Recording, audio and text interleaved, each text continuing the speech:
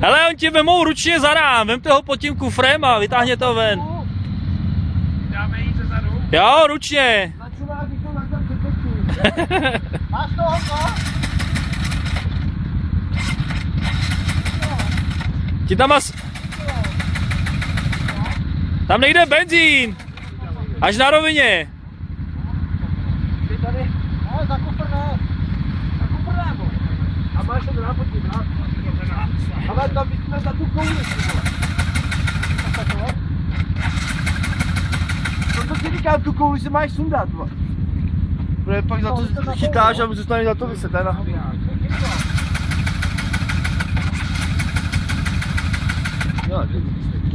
A jak je ve svahu, tak nechce chytit. To jsem myslel kamaráde na motokrose, ten největší terén. Já tam měl jednu čárku. Já to věděl. Sleduj, jak mu urvou té rámy s tím kufrem, jo? Já ti ho pak odvezu domů, té rám s tím kufrem. Na 3, 3.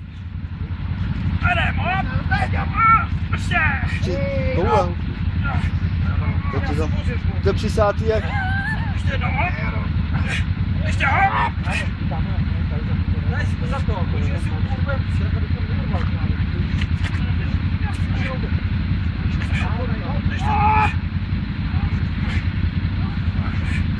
Táhli, jak tu řepu, vole.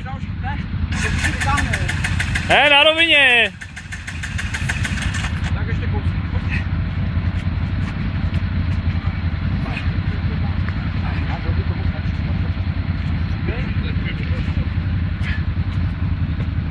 Tak díky, že jsi to včera vyšetřil práci.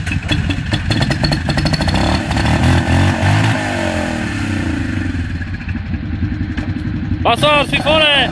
Hej, sifonuj! To bude mít ještě do hru, víš?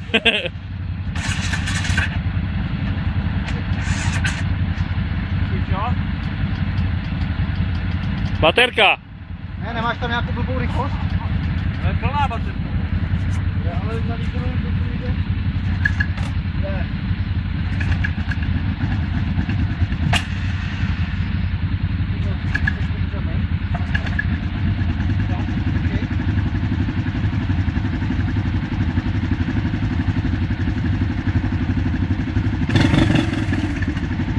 Pozor! Honzo!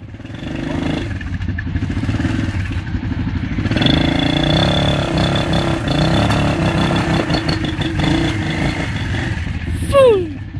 Takhle to zašpinit! Fuj! Takhle to zašpinit, fuj! Že jo?